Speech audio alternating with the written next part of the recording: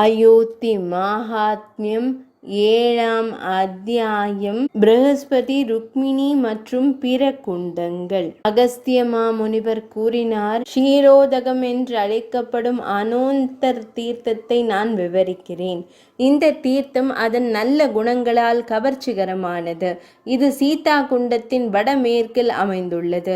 இது பல புண்ணியங்களின் இருப்பிடம். இது அனைத்து துயரங்களையும் அளிக்கும். இந்த இடத்தில்தான் தசரத சக்கரவர்த்தி புத்திரகாமேஷ்டி என்ற யாகத்தை செய்தார். ஒரு மகனுக்காகவே அவர் கட்டளைகளின்படி மிகுந்த நம்பிக்கையுடன் யாகத்தை செய்தார். மிகுந்த மகிழ்ச்சியுடன் அவர் யாகத்தை முடித்தார். அதில் பண பரிசுகள் ஏராளமாகவும் தாராளமாகவும் விநியோகிக்கப்பட்டன. யக்ஞ கிருதுபுக், அதாவது யாகத்தில் காணிக்கைகளை ஏற்றுக்கொள்ளும் இறைவன், ஒரு உருவ வடிவத்தில் தோன்றினார். அவரது திருக்கரத்தில் பாயாசம் நிறைந்த ஒரு சிறந்த தங்க பாத்திரம் இருந்தது. சிறந்த வைஷ்ணவ ஒளி அந்த பாயாசத்துடன் கலந்திருந்தது. மன்னர் அதை 4 பகுதிகளாக பிரித்து தனது மனைவிகளுக்கு கொடுத்தார். பெறுவதற்கு மிகவும் கடினமாக இருந்த பால் பெறப்பட்ட இடம் க்ஷீரோதகம் என்று பிரபலமாகிவிட்டது. இது அனைத்து பாவங்களையும் அளிக்கிறது. இது நீர் வடிவத்துடன் வெளிப்பட்டது. இது சிறந்தது மற்றும் நன்மைகளை அளிப்பதாகும். மிகுந்த பயபக்தியுடன் அங்கு புனித நீராடி தனது புலன்களை வென்ற ஒரு ஞானி தனது அனைத்து ஆசைகளையும் பெறுகிறார் மற்றும் பிரபலமான மகன்களை பெறுகிறார். ஆஸ்வின மாதம் என்று அழைக்கப்படும் சித்திரை மாதத்தின் பிரகாசமான பாதியில் 11ஆம் நாளில் ஒருவர் புனித சடங்கை வெற்றிகரமாக செய்ய வேண்டும். அவர் விதிகளின்படி புனித நீராடி ஒரு பிராமணருக்கு தனது திறனுக்கு ஏற்ப தானங்களை வழங்க வேண்டும். ஸ்ரீ மகாவிஷ்ணு வழிபாட்டை முறையாக செய்வதன் மூலம் அவர் தனது அனைத்து விருப்பங்களையும் நிறைவேற்றுவார். அவர் மகன்களையும் பெறுவார். அந்த மனிதன் முறையாக மத பலன்களையும் பெறுவார் என்பதை அறிந்து கொள்ளுங்கள். க்ஷீரோதக தீர்த்தத்தின் தென்மேற்கில் அமைந்துள்ள ஒரு தீர்த்தம் உள்ளது. இது ப்ரஹஸ்பதி குண்டம் என்று நன்கு அறியப்படுகிறது. இது அசாதாரணமான முறையில் அலங்கரிக்கப்பட்டுள்ளது. இது அனைத்து பாவங்களையும் அடக்குகிறது. இது அமிர்தமான புண்ணிய அலைகளால் நிறைந்துள்ளது. சூரர்களின் குரு இங்குதான் தனது இல்லத்தை உருவாக்கினார். பல முனிவர் குழுக்களுடன் தாராள மனப்பான்மை கொண்ட ப்ரஹஸ்பதி அங்கு முறையாக ஒரு யாகத்தை நடத்தினார். அந்த குண்டம் அழகானது. அது பல நன்மைகளை அளிக்கிறது. பல மரங்களின் அற்புதமான இலைகளிலிருந்து ஏராளமான நிழலை கொண்ட குண்டம் பாவிகளால் அணுக முடியாதது. தேவேந்திரன் உள்ளிட்ட தேவர்கள் அங்கு கவனமாக புனித நீராடி அவர்கள் உள்நோக்கி விரும்பிய பலனை அடைவது அதிகப்படியான அழகு மற்றும் தாராள மனப்பான்மையை அடைந்தனர். இங்கு புனித நீராடி தான தர்மங்களை செய்வதன் மூலம் ஒரு மனிதன் பாவங்களிலிருந்து விடுபடுகிறான். வருடாந்திர திருவிழா பாத்ரபத மாசமான ஆவணி மாதத்தின் பிரகாசமான பாதியில் 5வது நாளில் கொண்டாடப்பட வேண்டும். இது மற்ற சந்தர்ப்பங்களிலும் நன்மை பயக்கும். வியாழக்கிழமை புனித நீராடல் அதிக நன்மைகளை தரும். அந்த இடத்தில் ப்ரஹஸ்பதி மற்றும் ஸ்ரீ மகாவிஷ்ணுவை வழிபடுபவர் அனைத்து பாவங்களிலிருந்தும் விடுபடுகிறார். அவர் ஸ்ரீ மகாவிஷ்ணுவின் உலகில் மகிழ்ச்சி அடைகிறார். ப்ரஹஸ்பதியின் வியாழனின் கோச்சாரம் மற்றும் வேதத்தால் பாதிக்கப்பட்டவர் விதிகளின்படி புனித நீராடி சங்கல்பம் உறுதி சடங்கு செய்ய வேண்டும். அந்த நபர் ஹோமம் செய்து பின்னர் தண்ணீரில் நின்று வேதங்களை அறிந்த மிகவும் தூய பிராமணருக்கு தங்கத்தால் செய்யப்பட்ட ப்ரஹஸ்பதி சிலையை கொடுக்க வேண்டும். புனித நீராடிய பிறகு துன்பத்தை தணிக்கும் நோக்கத்திற்காக சிலையுடன் மஞ்சள் நிற ஆடையும் கொடுக்கப்பட வேண்டும். கிரகங்களின் ஜபத்திற்கான விதிகளின்படி ஹோமம் செய்ய வேண்டும். இவ்வாறு செய்தால் கிரகத்தால் ஏற்படும் துன்பம் மறைந்துவிடும். அதில் எந்த ஐயமும் இல்லை. சிறந்த ருக்மிணி குண்டம் அதன் தெற்கே உள்ளது.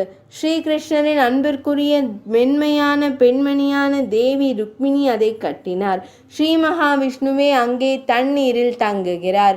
தனது மனைவியின் மீதுள்ள அன்பினால் அவர் ஒரு வரத்தை அளித்து அதை நன்கு ஒழுங்கமைத்து பயனுள்ளதாக்கினார்.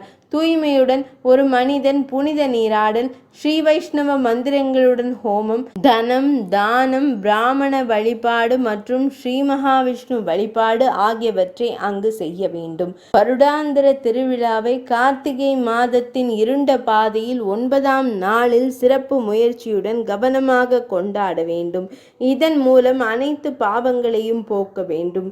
வருடாந்திர திருவிழாவை கொண்டாடுவதன் மூலம் ஒரு ஆண்மையற்ற மனிதன் கூட ஒரு மகனை பெறுகிறான். இதில் எந்த சந்தேகமும் இல்லை. புனித நீராடல் ஒரு ஆணோ பெண்ணோ மரியாதையுடன் மேற்கொள்ளப்பட வேண்டும். அனைத்து வகையான உலக இன்பங்களையும் அனுபவித்த பிறகு அவர்கள் ஸ்ரீ மகாவிஷ்ணுவின் உலகில் மகிழ்ச்சி அடைகிறார்கள். குறிப்பாக ஒருவர் செல்வத்தையும் புகழையும் விரும்பினால் ஒருவர் புனித நீராடல் செய்ய வேண்டும். புனித நீராடல் மூலம் ஒரு மனிதன் அனைத்து ஆசைகளையும் பெறுகிறான். ருக்மிணி மற்றும் ஷியப்பதியின் சாந்திக்காக அவரவர் திறனுக்கேற்ப தானங்கள் வழங்கப்பட வேண்டும். பிராமணர்களை விதிகளின்படி குறிப்பாக வணங்க வேண்டும். ஸ்ரீ மகாலட்சுமியின் இறைவனை இந்த முறையில் தியானிக்க வேண்டும். அவர் சங்கம், சக்கரம் மற்றும் இரும்பு கட்டையை ஏந்தியுள்ளார். அவர் மஞ்சள் நிற ஆடை மற்றும் மாலைகளை அணிந்துள்ளார். நாரத முனிவர் மற்றும் பிறரால் அவர் புகழ்ந்து பாடப்படுகிறார். அவர் கருடாழ்வாரின் மீது அமர்ந்துள்ளார். அவரின் சிரத்தில் ஒரு கிரீடம் அணிந்துள்ளார். மகேந்திரன் மற்றும் பிறரால் அவர் அலங்கரிக்கப்படுகிறார். அவரது திருமார்பில் கௌஸ்துப ரத்தினம் காணப்படுகிறது. அவர் ஒரு ஆளி விதை பூவை போல கருமையான நிறத்தில் இருக்கிறார். மாசுக்கள் இல்லாத அவரது கண்கள் தாமரையை போல் இருக்கின்றன. அனைத்து ஆசைகளையும் நன்மைகளையும் பெறுவதற்காக அவரை இவ்வாறு தியானிக்க வேண்டும். இவ்வாறெல்லாம் செய்யப்பட்டால் ஒருவர் தனது அனைத்து ஆசைகளையும் உணர முடியும். அதில் எந்த சந்தேகமும் இல்லை. இந்த உலகில் இன்பங்களை அனுபவித்த பிறகு அவர் ஹரி உலகில் மகிழ்ச்சி அடைகிறார். இனிமேல் பாவங்களை நீக்கும் மற்றொரு தீர்த்தத்தை நான் கூறுவேன். இது கலியின் அனைத்து பாவங்களையும் குறைகளையும் அளிக்கிறது. இது நம்பிக்கையை தூண்டுகிறது. இது மிகவும் புனிதமானது. இது ஒப்பற்றது மற்றும் அனைத்து விரும்பிய பொருட்களையும் வழங்குகிறது. இது தனாயக்ஷம் என்று நன்கு அறியப்படுகிறது. இது மிகுந்த நம்பிக்கையை ஏற்படுத்துகிறது. தீர்த்தம் ருக்மிணி குண்டத்தின் வடமேற்கில் அமைந்துள்ளது. இது மிகவும் மங்களகரமானது. துறவி மன்னர் ஹரிச்சந்திரனின் ஏராளமான செல்வம் இருந்தது. அங்கு ஒரு வலிமை மிக்க யக்ஷர் அந்த மகத்தான செல்வத்தை பாதுகாக்க நியமிக்கப்பட்டிருந்தார். முன்னர் விஸ்வாமித்ர முனிவர் ஒரு பெரிய ராஜசூய யாகத்தை செய்த மன்னர் ஹரிச்சந்திரன் தோற்கடித்தார். 4 பிரிவுகள் கொண்ட, அதாவது யானைகள், ரதங்கள், குதிரைப்படை மற்றும் காலாட்படை படை உட்பட முழு ராஜ்யத்தையும் முனிவர் பறிமுதல் செய்தார். முனிவர் முழு செல்வத்தையும் யக்ஷனிடம் ஒப்படைத்தார். அவருக்கு பிரமந்தூரன் என்று பெயர். அவர் ஒரு மகிழ்ச்சியான நல்ல மனிதர். அவர் மிகுந்த கவனத்துடனும் முயற்சியுடனும் செல்வத்தை பாதுகாத்ததால் புத்திசாலி முனிவர் திருப்தி அடைந்தார். தனது புலன்களை வென்ற முனிவர் மிகுந்த மகிழ்ச்சியுடன் இந்த இனிமையான வார்த்தைகளை பேசலானார்.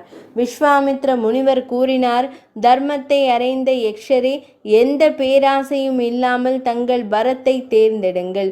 அதை விரைவாக செய்யுங்கள்.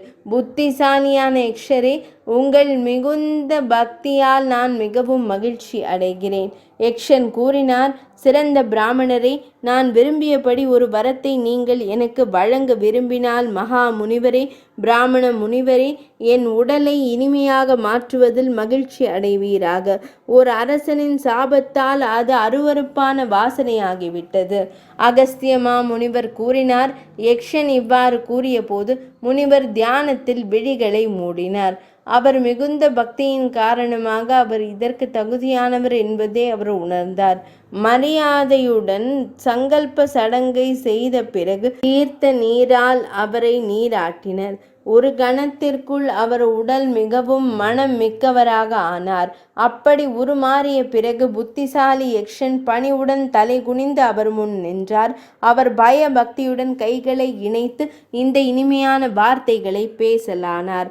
யக்ஷர் கூறினார், உங்கள் கருணைக்கு நன்றி. நான் மனம் மிக்க உடலை உடையவனாகிவிட்டேன், அதாவது வாசனை மிக்க உடலை பெற்றுவிட்டேன். பிராமணரே, எல்லாம் அறிந்தவரே, இந்த புனித தலம் நன்கு அறியப்பட ஏதாவது செய்யுங்கள். பிராமண முனிவரே, உங்கள் அருளால் அது பிரபலம் அடையும் வகையில் முயற்சி செய்யுங்கள். அகஸ்திய மாமுனிவர் கூறினார். இவ்வாறு சொல்லப்பட்டவுடன் முனிவர்கள் மூடிய மற்றும் அசைவற்ற கண்களுடன் சிறிது நேரம் யோசித்தார்.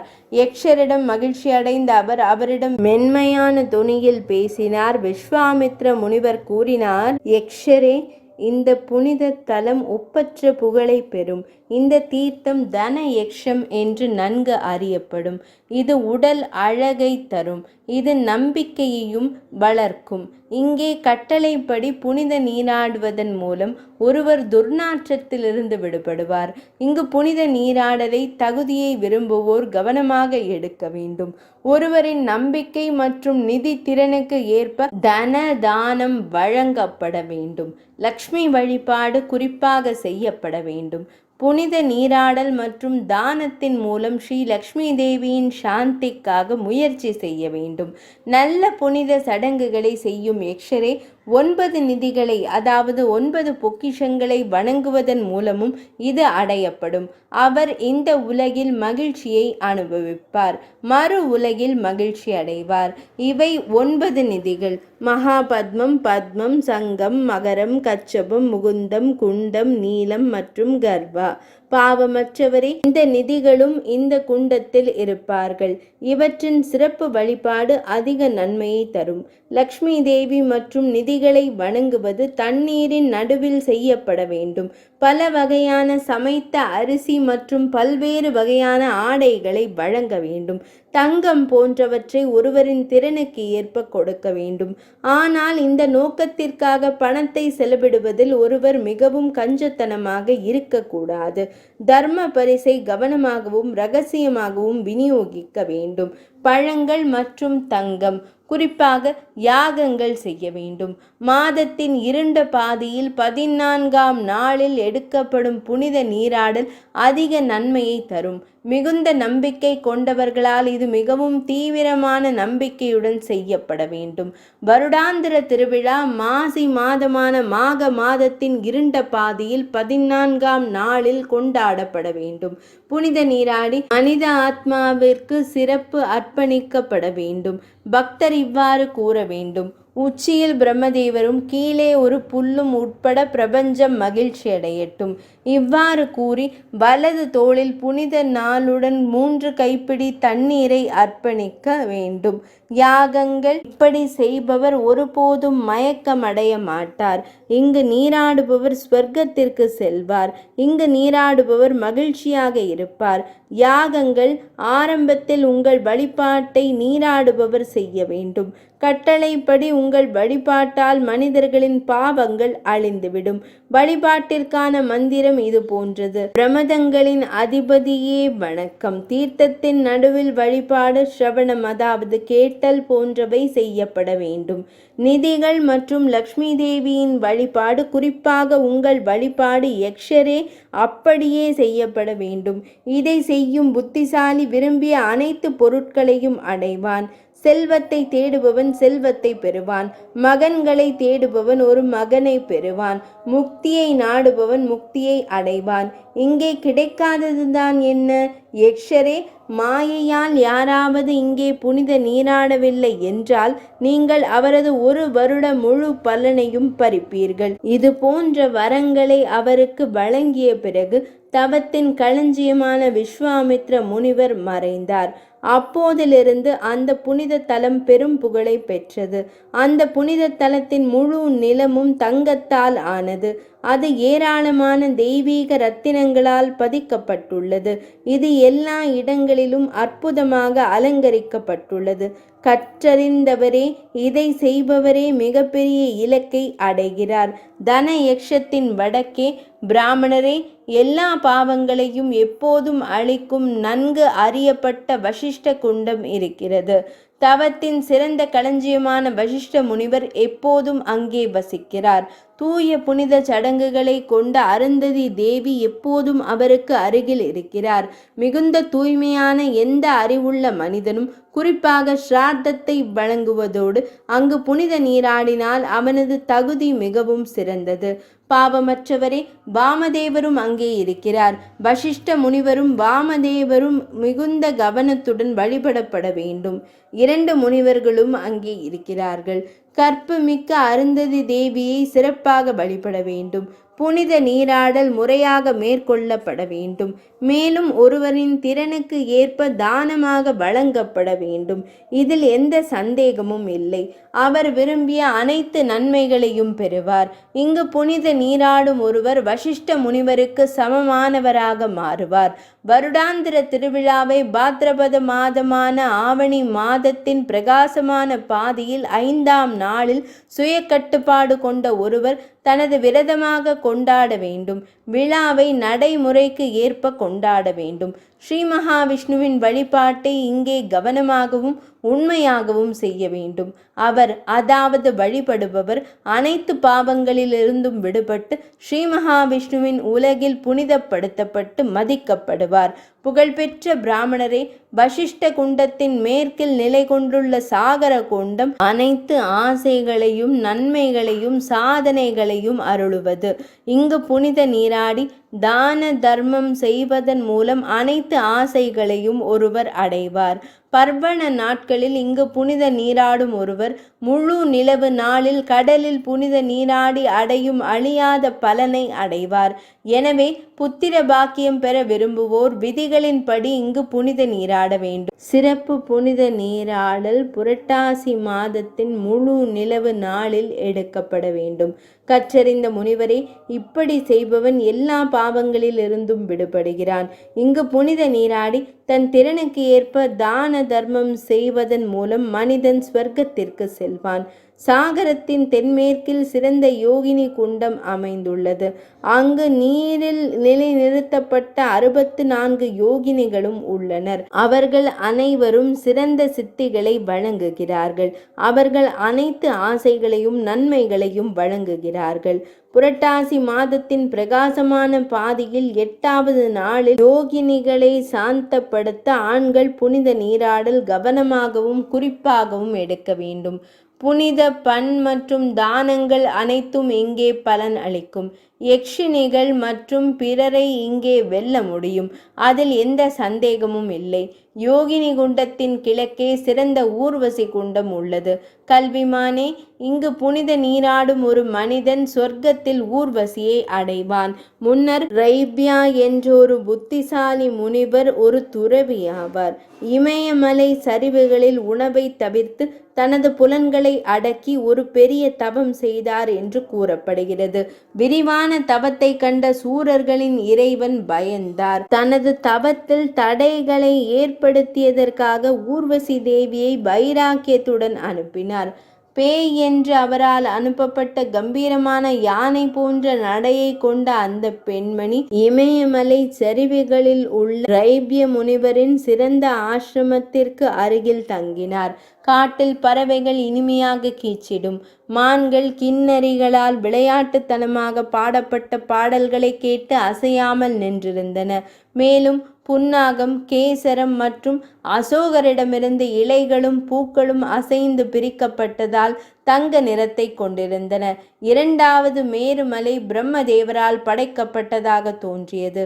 அங்கு ஊர்வசி தேவி மலர்ந்த வில்லுடன் அன்பின் இறைவன் கொண்டிருந்த அனைத்து மகிமையின் கொள்கலனை போல பிரகாசித்தாள்.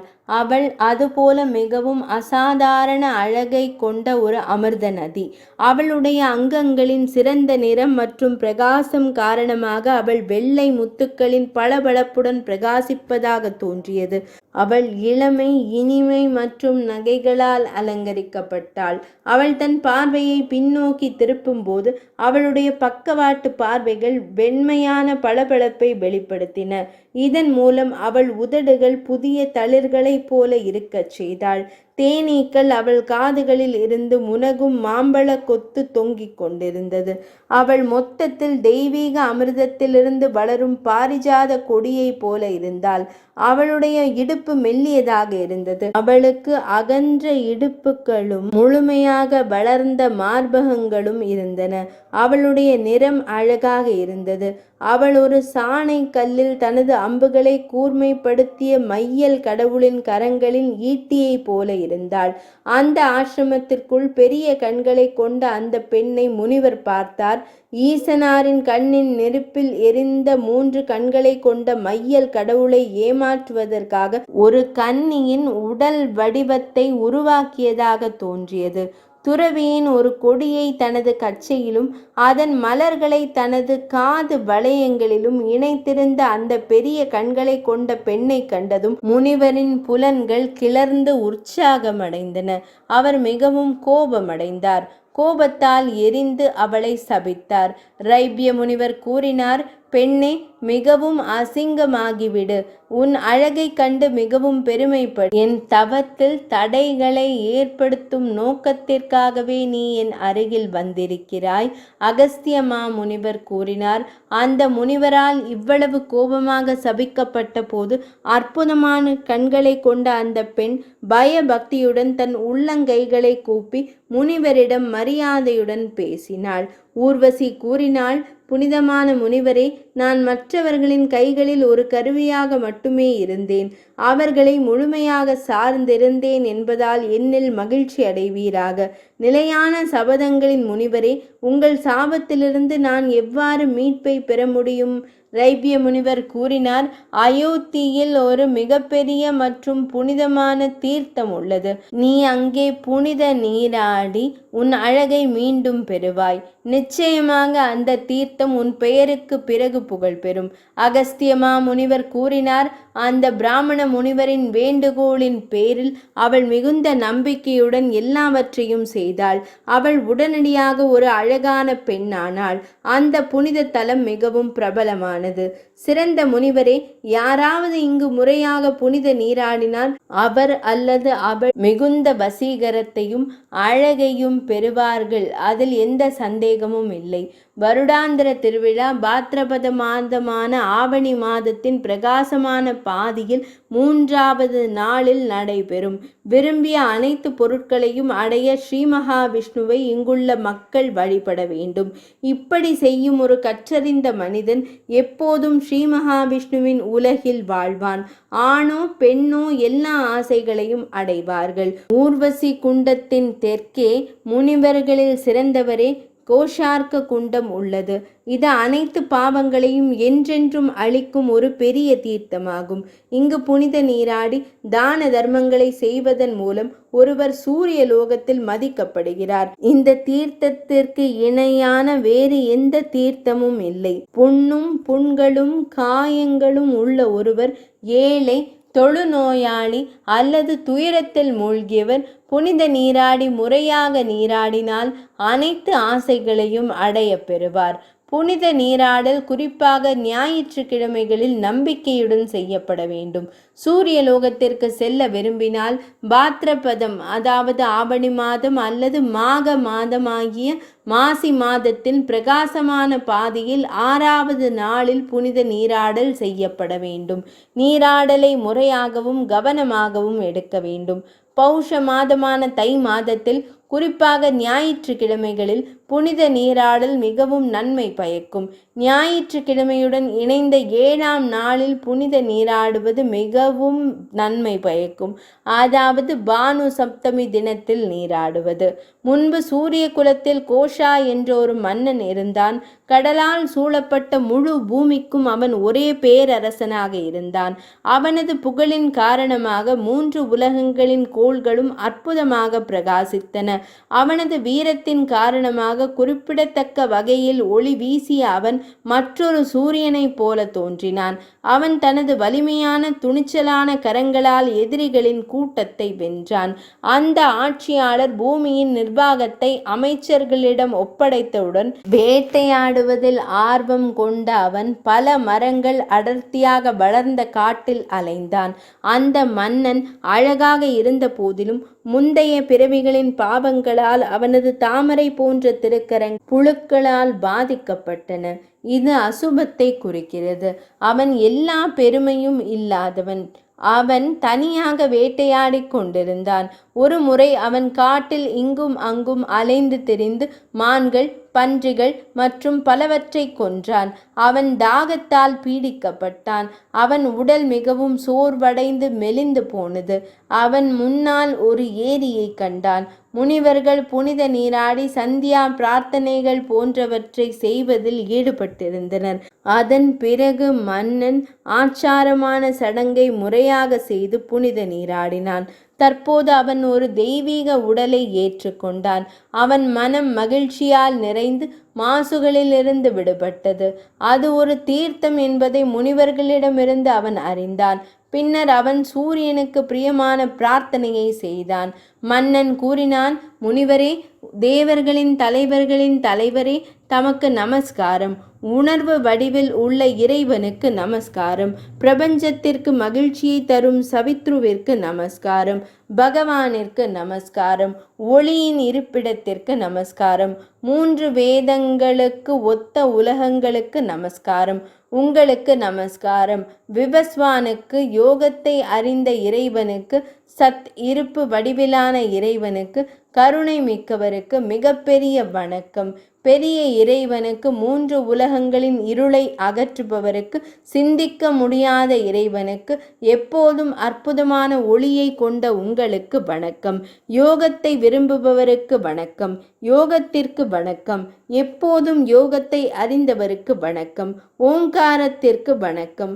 வஷட்கார வடிவத்தில் இருப்பவருக்கு, சரியான அறிவின் உருவகமான ஒருவருக்கு யக்ஞத்திற்கு வணக்கம். யக்ஞத்தை அளவிடும் அழகாக கொண்ட இறைவனுக்கு ஹவிஸுக்கு வணக்கம். ருத்விக்கு வணக்கம். நோயை அளிப்பவருக்கு வணக்கம். நல்ல வடிவிலானவருக்கு வணக்கம். தாமரைகளுக்கு மகிழ்ச்சியை தருபவருக்கு வணக்கம். மிகவும் மென்மையானவருக்கு வணக்கம். மிகவும் கடுமையானவருக்கு, சூரர்களின் தலைவனுக்கு வணக்கம். சத்திரங்களில், அதாவது யாகங்களில் பங்கேற்கும் உங்களுக்கு வணக்கம். பக்தர்களை பாதுகாப்பவருக்கு, ஆத்மாவை நேசிப்பவருக்கு வணக்கம். உலகங்களை நிரந்தரமாக பிரகாசிப்பவருக்கு, உலகங்களுக்கு நன்மையை ஏற்படுத்துபவருக்கு வணக்கம். என் மீது மகிழ்ச்சி கொள்ளுங்கள். நான் இப்போது உங்களை வணங்கிவிட்டேன். நான் உங்களிடம் அர்ப்பணிப்புடன் இருக்கிறேன். அகஸ்திய மாமுனிவர் கூறினார். அவர் இவ்வாறு கூறிய போதும் சூரிய கடவுள் அரசரிடம் மகிழ்ச்சி அடைந்தார். தனது பக்தனுக்கு சூரிய கடவுள் மகிழ்ச்சியை தரும் ஒன்றை செய்ய வேண்டும் என்ற விருப்பத்துடன் உடனடியாக அரசர் முன் தோன்றினார். அரசர் பணிவுடன் தலை குனிந்தவுடன் அவர் இந்த இனிமையான வார்த்தைகளை கூறலானார். சூரிய கடவுள் கூறினார், அரசரே, ஒரு வரத்தை தேர்ந்தெடுங்கள். நான் உங்களிடம் மகிழ்ச்சி அடைகிறேன். இதோ நான் உங்கள் முன் இருக்கிறேன். நீங்கள் மனதார விரும்பும் வரத்தை நான் உங்களுக்கு வழங்குவேன். மன்னர் கூறினார், ஆதித்யனே, சூரிய கடவுளே, எல்லையற்றவரே, தாம் எனக்கு ஒரு வரம் அளிக்க விரும்பினால் என் பெயரால் பெயரிடப்பட்ட உமது உருவம் இங்கே நிரந்தரமாக நிற்கட்டும். சூரியதேவர் கூறினார், மனிதர்களின் தலைவரே, அது அப்படியே இருக்கட்டும். உமது விருப்பம் ஒரு கவர்ச்சிகரமானது. உம்மால் இயற்றப்பட்டு ஓதப்படும் இந்த ஜபத்தை படிப்பவர்களால் நான் மகிழ்ச்சி அடைவேன். அரசரே, அவர்கள் விரும்பும் அனைத்தையும் நான் அவர்களுக்கு கொடுப்பேன். இந்த புனித தலம் உமது பெயருக்கு பிறகு உலகில் மிகவும் புகழ் பெற்றதாக மாறும். இங்கு புனித நீராடும் ஒருவர் அனைத்து ஆசைகளையும் பெறுகிறார். இங்குள்ள புனித நீராடும் பணியை எனது பக்தன் எப்போதும் மேற்கொள்வான். அவர் எதை விரும்புகிறாரோ அதை அவர் பெறுவார். அகஸ்திய மாமுனிவர் கூறினார், இந்த வரத்தை வழங்கிய பிறகு மிகுந்த கருணை கொண்ட இறைவன் 1000 கதிர்களை கொண்ட சூரிய கடவுளானவர் மறைந்து விட்டார். மன்னர் சூரியனின் திசையிலிருந்து வெளிவந்த சூரிய கடவுளின் சிலையை நிறுவினார். அவரே அந்த சிறந்த சிலையை வணங்கினார். அந்த குண்டம் அந்த மன்னனின் பெயரால் ஓஷார் குண்டன் என்று நன்கு அறியப்பட்டான். அங்கு புனித நீராடுவதன் மூலம் ஒரு மனிதன் பிரகாசித்து சூரிய லோகத்தில் எப்போதும் வசிப்பான். எனவே நல்ல கட்டளைகளின்படி பக்தர் சூரியனின் சிலையை மிகுந்த பக்தியுடன் மாசுபாடுகளிலிருந்து விடுபட்டு மிகுந்த மரியாதையுடன் வழிபட வேண்டும். ஆரம்பத்தில் அவர் அமிர்த குண்டத்தில் தனது புனித நீராடல் வேண்டும். அதன் மூலம் அவர் மாசுபாடுகளிலிருந்து விடுபட்டு பரந்த நற்பெயரை பெறுவார். அவர் சூரிய லோகத்தில் வசிப்பார். 7ஆம் அத்தியாயம் நிறைவடைந்தது.